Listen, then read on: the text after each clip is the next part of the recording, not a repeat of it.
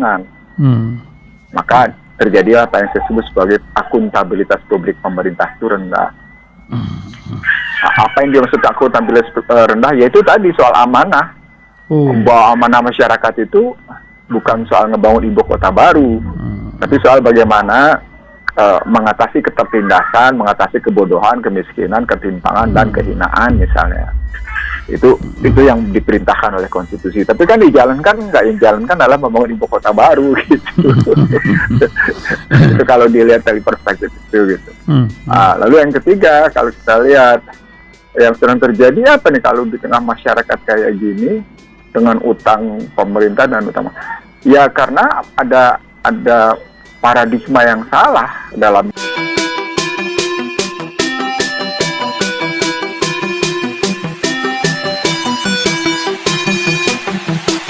Assalamualaikum Bang Ihsanuddin Nursi. Waalaikumsalam warahmatullahi wabarakatuh. Ihsan talibnya tengah. Alhamdulillah sehat walafiat barokah. Amin amin amin. Nah Bang, ini banyak alkisah di pagi hari ini ya. Orang tanya ini Ibu Menteri ini tambah hutang lagi, enggak tanggung-tanggung nih 991 triliun.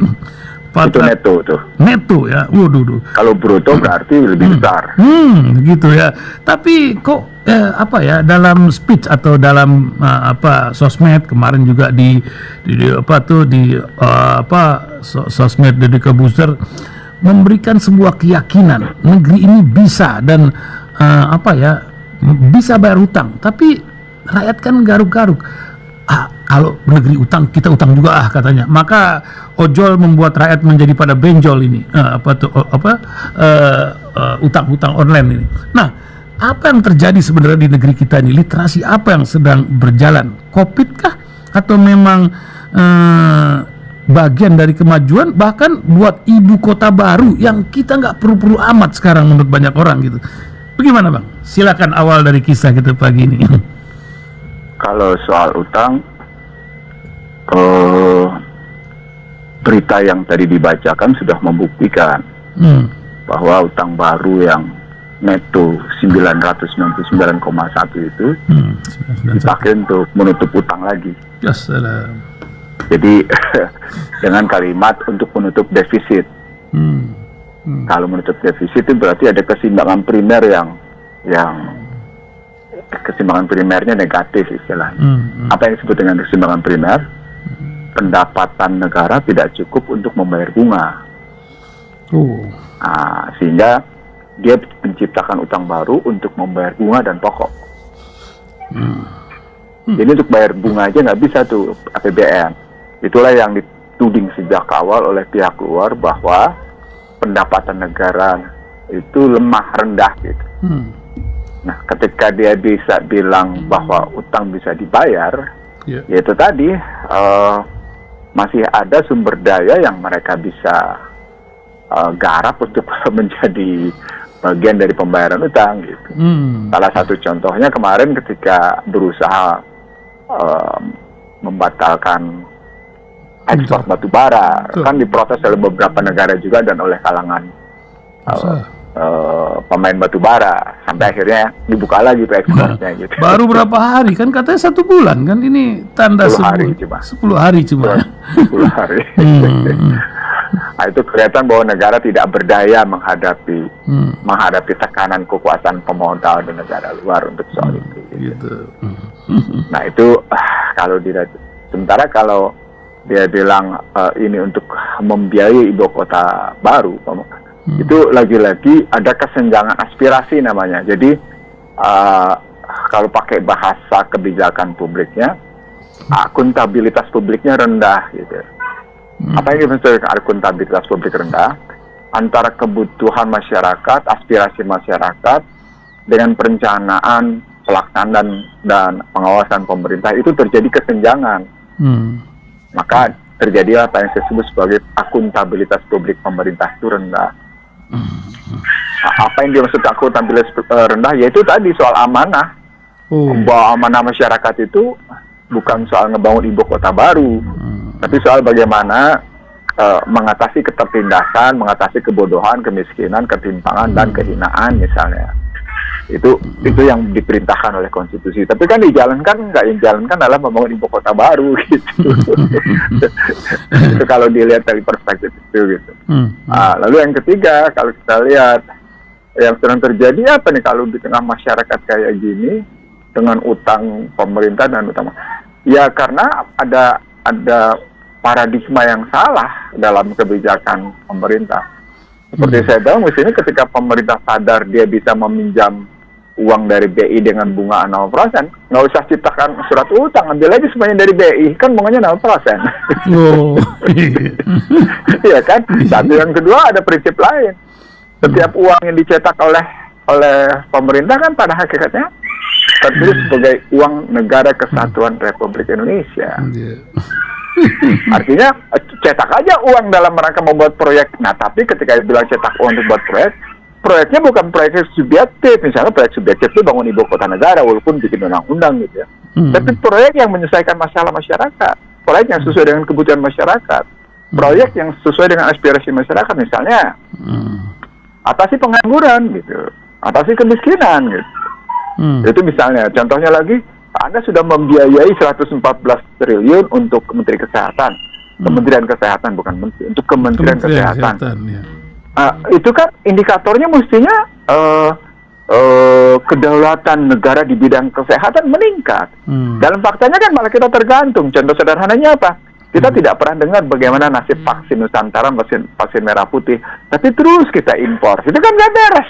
Nah, ini juga Bang, urusan ini ya, vaksin dan penelitian. Ini orang jadi garuk-garuk kepala. Alih-alih kita menunggu vaksin merah putih, tapi tahu-tahu lembaga riset sekelas Eijkman pun diobok-obok tanpa persiapan yang matang gitu. Oke lah kalau ada BRIN, ada sebuah peta atau blueprintnya kemana ini arahnya. Tapi alih-alih kita dapat vaksin nasional, apa yang terjadi sebenarnya di dunia riset ini yang menjadi tidak independen? Ini kan orang riset itu macam seniman yang luar biasa. Diganggu ini iramanya kan akan berubah, budaya kerjanya lain gitu. Bagaimana Bang? Mereka tidak memahami apa itu kepekaan akademik sama kepekaan politik gitu. Mereka langsung menyatukan bahwa kepekaan akademik bisa menjadi kepekaan politik. Itu benar sepanjang kebijakannya memang berpihak pada masyarakat. Tapi sepanjang kebijakannya subjektif, maka orientasi akademik tidak bisa menjadi orientasi politik.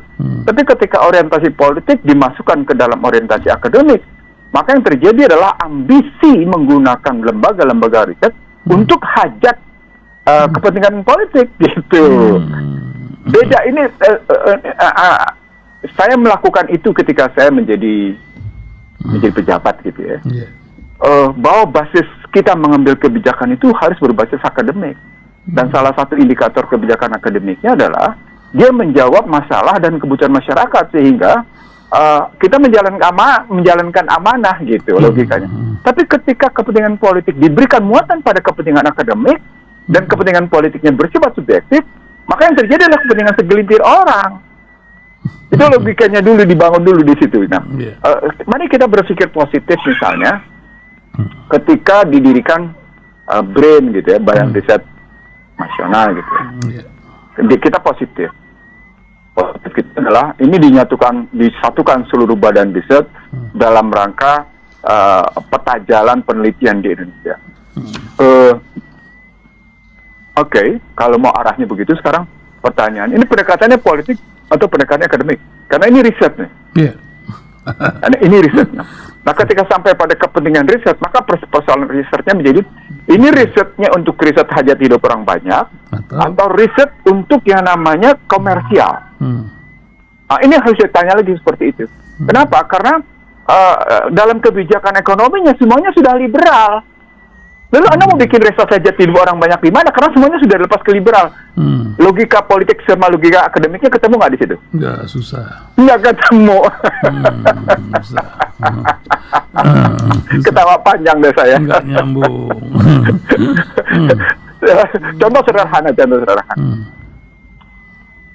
Ketika vaksin mau diberikan ke rakyat Indonesia, baik apakah itu karena bantuan maupun karena kita impor gitu. Data siapa yang dipakai? Data BPS atau data KPU? Data KPU satu. Kenapa? Karena Kementerian Kesehatan menyatakan kapok saya menggunakan data BPS. Kalau kapok saya menggunakan data Kemenkes sendiri, kan kacau kan? Ya, lucu ya. Lucu. Lalu KPK menyatakan ini desa fiktif, bansos fiktif berpotensi merugikan negara sampai 126 triliun. Sementara Kemensos juga menyatakan ini penerima bansos fiktif banyak. Itu jadi data mana kita pakai? Bentar lagi meledak lagi nih karena 2023 akan mulai data persiapan 2024 itu juga. Artinya lagi-lagi kali ini kita pakai dalam perspektif penelitian gitu, perspektif penelitian. Maka penelitian tadi bukan dipakai dalam rangka kepentingan politik, tapi dalam rangka mengambil tingkat akurasi dan aktualitas yang ada di masyarakat. Itu yang mestinya diambil. Jadi kalau BRIN-nya sendiri sudah diberikan muatan politik, maka riset tadi riset politik bukan riset akademik. Saya pernah menyebut bahwa doktrin politik Amerika adalah dogma akademik mereka. Saya pernah menyebut itu gitu. Karena memang mereka ketika mereka memutuskan kebijakan politik mereka untuk tetap menjadi adidaya global superpower, mereka harus melihat peta masalah kayak apa, lalu mereka mengarahkan peta masalah itu untuk sesuai dengan kebutuhan mereka. Itu memang dilakukan. Saya ulang, doktrin politiknya Amerika menjadi dogma akademiknya. Artinya, Amerika. Bang, nanti lanjut Bang. Kalau ini yang diambil contoh, maka pertanyaan besarnya menjadi, apakah problematik di dalam negeri itu benar? Nah, mereka menyadari bahwa harus ada titik temu antara doktrin akademik dan doktrin politik dengan dogma akademik. Jadi harus ketemu dulu nih berbicara. Dalam bahasa sederhana, ketika kebijakan politiknya berbasis akademik, maka dia sesungguhnya dalam rangka menjawab kebutuhan masyarakat terbesar.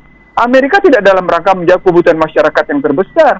Amerika sedang menjawab kebutuhan para pemilik modal besar-besaran dalam rangka memang mendikte seluruh dunia. Makanya mereka bikin kayak gitu.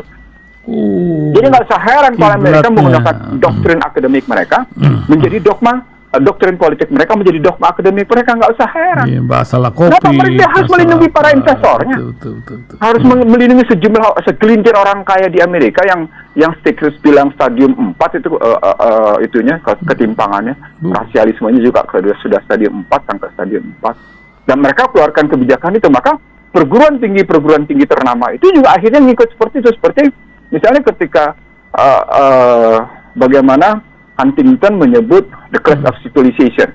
Itu kan karena mereka memang bermaksud menempatkan dirinya sebagai adidaya dan didukung oleh kekuatan akademiknya dalam ini Harvard dan berbagai universitasnya, lalu didukung oleh kebijakan politiknya. Nah, itu kelihatan ada bisa dilihat dengan sederhana kok. Itu kalau di Amerika, bagaimana doktrin politik menjadi dogma akademik, itu bisa dilihat dengan sederhana. Kita pindah ke Indonesia. Apakah Indonesia mau bikin seperti itu misalnya? Bahwa doktrin politiknya sama dengan dogma akademiknya. Saya tanya balik, provinsi mana yang kerjasama dengan universitas di tempatnya? Ada nggak? Ada satu, susah nyarinya. Mungkin nanti ada kampus atau yang bikin penelitian kerjasama sama BRIN itu penelitian tentang presidential threshold sehingga menjadi keputusan. Nah, itu kan yang sederhana saja lah gitu ya. Nah, ini kan karena kepentingan juga ini masalah yang satu ini. Lanjutan. Jadi contoh sederhana. IPB dipakai untuk meriset tentang pelanggaran-pelanggaran kebakaran hutan, pelanggaran-pelanggaran tentang lingkungan hidup. Pemerintah pakai nggak? Padahal jelas IPB. Terang benderang itu di IPB. Kerjasamanya adalah kerjasama BPK dengan IPB. Pemerintah nggak pakai, itu ditendang malah dilecehkan. Apa buktinya? Banyak sekali kasus Sinarmas misalnya. Ketika begini jatuhnya aja beda. Kasus Freeport misalnya, jadi beda. Bahkan ada yang dikasih modal akhirnya ngebakar hutan gitu ya. Justru, jadi maksud saya untuk indikator kecil saja pemerintah bisa mengenyampingkan hasil riset sebuah universitas. Itu hasil riset yang dipakai oleh BPK. BPK menggunakan dasar hitung-hitungan untuk bicara tentang kerugian berdasarkan global climate change, kerugian lingkungan hidup dirupiahkan berapa gitu. Kan itu tidak dipakai. Ada 2 kasus deh yang paling tidak yang ada di depan mata kita yang teringat gitu. Belum lagi kasus lain, belum lagi yang kasus yang Chevron yang macam-macam itu gitu di Riau sana gitu ya. Nah, lalu pertanyaan saya, ini saya ngambil benchmark tadi benchmark Amerika, benchmark Jepang. Kalau benchmark Jepang itu tiap provinsinya mendayagunakan universitasnya. Jadi universitas di sana itu merupakan kebun pengetahuan untuk dia gali apa yang bisa dia kembangkan. Bandung punya ITB, Provinsi Jawa Baratnya, itu kerjasama nggak dengan ITB dan Unpad dalam rangka ngebangun perkembangan Jawa Barat? Enggak. Jawa Timur punya UNER sama ITS. Jawa Timur kerjasama nggak sama UNER dan ITS dalam rangka ngebangun kebijakan publiknya berbasis akademik? Enggak juga. Masing-masing. Saya pergi ke Riau, karena saya beberapa kali bicara di Universitas Riau misalnya, beberapa tahun lalu. Iya, Universitas Riau dipakai oleh Provinsi Riau. Tapi pribadinya bukan institusinya. Buat menyelesaikan anggaran ya. Di Jawa Tengah ada Undip, ada UGM misalnya. Dipakai nggak sama Provinsi Jawa Tengah? Apalagi UGM sama yang namanya Kesultanan Jogja. Dipakai nggak untuk itu? Kan nggak ada. Jadi ada kesenjangan akademik dengan kesenjangan politik. Dan kalau itu mau disatukan oleh BRIN, maka BRIN mesti lebih dulu menyelesaikan bagaimana hubungan relasi antara universitas dengan yang namanya kebijakan politiknya. Kalau kayak gitu berarti harus diberesin dulu partai politiknya, karena partai politiknya itu masalah. Sedangkan pucuk dari payung ini semua ada unsur partai politiknya, itu kan? Iya. Jadi masalah. Apalagi terus Anda ulang tahun tapi yang dikasih penghargaan oleh Muri soal masak-memasak, kan aneh. Luar biasa. Seolah-olah udahlah jangan main politik, main masak-memasak aja kan gitu. Itu buat saya itu bukan penghargaan, itu kacau itu. Itu sebuah bahasa lain dari keadaan yang ada sekarang. Satira yang luar biasa itu.